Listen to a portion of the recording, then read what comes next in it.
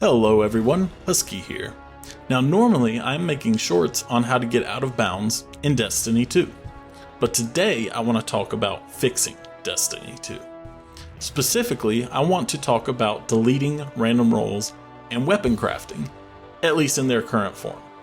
Now you may be asking, who are you to tell Bungie how to run their game? Well, I'll tell you, but ultimately this is my 2 cents, and I'll leave you to discern whether or not what I'm saying makes sense. I've been playing Destiny since week 1 of Destiny 1, since before the Vault of Glass was opened. I have been through the highs of the Taken King, Forsaken, and the Witch Queen, as well as the lows of the Curse of Osiris, Beyond Light, and most recently, Lightfall. Within that time, my main occupation, in one way or another, has been analyzing complex systems and advising on how to simplify and optimize those systems to make the user experience better. Take those facts as you will.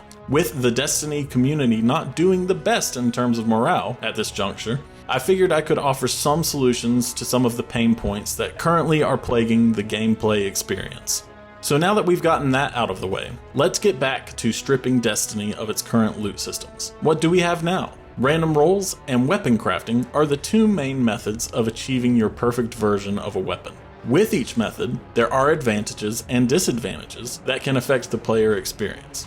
Random roles have been around since Destiny 1 and has long been the default way of getting the perfect weapon from the game. This mechanic offers the anticipation, surprise, and dopamine rush that comes with finally getting the configuration of the weapon that you're after. However, this system comes with a few drawbacks. First, in order to finally get the role that you want, you'll likely have to grind the same activity over and over again until that perfect role just happens to end up in your inventory at the end. This can either cause the player to experience burnout with said activity, or possibly even be a barrier to entry with the lack of guaranteed outcome. Secondly, the perks on that weapon that are god tier right now may not be next season or next year. One thing is for certain, the meta is always changing. Therefore, that god tier role of Isoluna that you got today may just be mid next season, and one of the ones you dismantled way back when is now in the meta. Lastly, the random role mechanic can cause extra bloat within players' vaults and postmasters. This type of reward system can cause players who are grinding a certain activity, whether it be Crucible, Gambit, a seasonal activity, to hang on to the 20 same scout rifles they just received the past hour of gameplay, intending on sorting them out when they next log on. But then they jump straight into the game, forget to clean their inventory, and continue to add on to the pile until an entire hour or 2 in Destiny Item Manager is needed to sort it out. This is exacerbated by the fact that your vault is limited to 600 items, while there are hundreds of unique weapons to acquire and armor sets for each character to be earned as well. It can all add up real quick, and having a pile of backlogged weapons to sort is just the cherry on top of the poop sandwich. Many of these issues can be alleviated with weapon crafting. However, it has to be done correctly, or it can come with its own downsides. First introduced in the Witch Queen, weapon crafting meant that we could finally have a direct path to ensure we got the role of the weapon that we wanted. However, in its current implementation, it somehow feels almost just as much of a grind, but without the anticipation and surprise factors that random roles afford. When I say it almost is as much of a grind, I don't mean in a literal sense. It just seems to be a bit more of an aimless grind rather than an intentional one. This is likely due to the fact that outside of the red border raid chests and weekly vendor focusing, there is still a lot of RNG, but it's on the front end. That is to say, the RNG focuses on whether or not to give you a deep sight weapon, rather than on the actual rewarding aspects of a looter shooter. So even though there is less time invested, it seems like there is less of a tangible connection between the grind and the reward. Furthermore, once all of the weapons from a certain activity, or even just the good ones, have been acquired, many players feel like there is no need to go back and play those activities anymore, purely from a reward standpoint. Someone mentioned to me just the other day how they don't really care to run a certain raid because they already have crafted all of the weapons. This is aggravated by the fact that some of the endgame activities do not take many runs to complete their goal of acquiring craftable weapons if RNG is in their favor.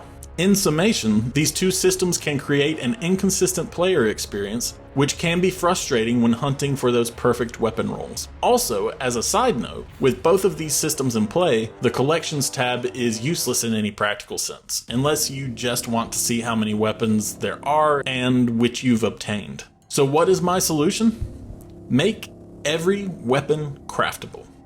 That's right, just get rid of random rolls. I'm just kidding, but only in a sense. My solution is to make every weapon craftable, but have the perks locked behind a semi-randomized reward system. Let me explain. Within this system, there will be a minimum of 2 levels or tiers of each weapon: core and enhanced. For weapons that have harrowed, adept, time lost, etc. variants, they will have a 3rd tier of adept. So how would this work? The core version of the weapon is essentially the same as when you craft a weapon today without enhanced perks. This is unlocked once you get your first random roll drop of that weapon.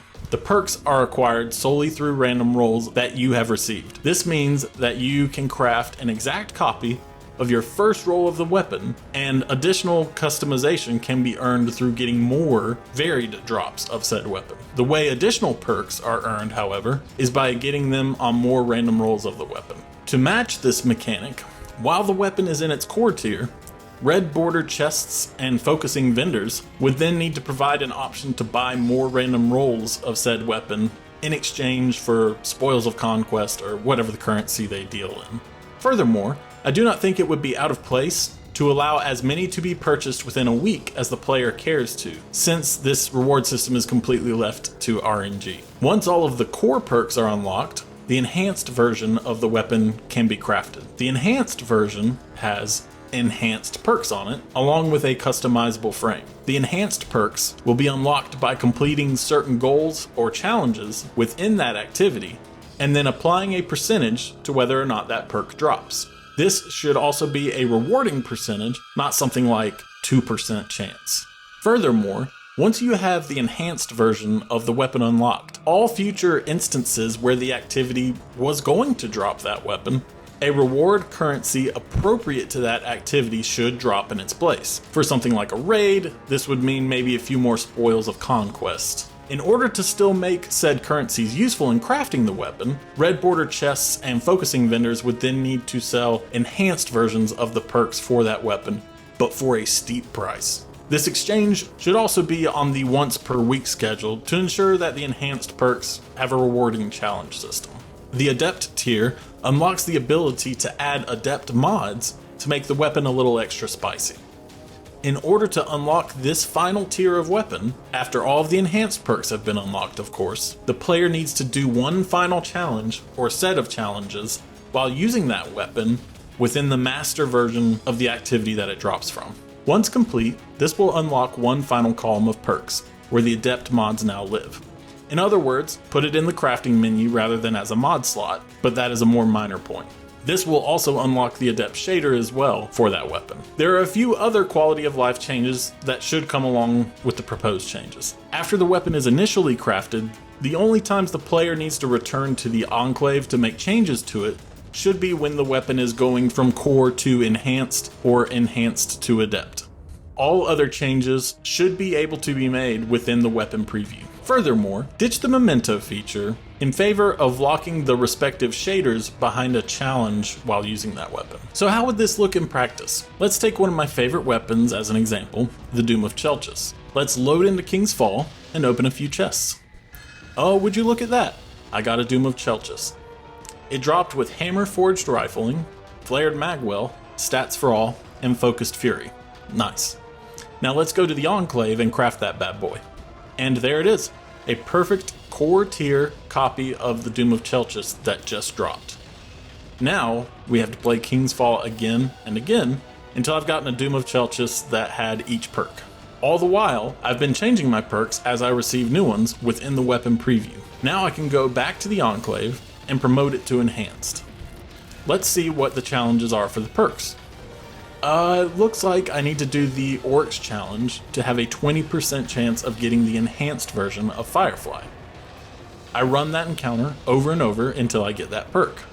I may finally save up enough spoils to buy an extra enhanced perk as well. On to the next and the next. Finally, once all the enhanced perks and frames have been unlocked, a column appears for Adept mods. It is grayed out, and it states when you hover over it, must complete King's Fall on Master difficulty using this weapon and not dying during the Daughters of Oryx encounter.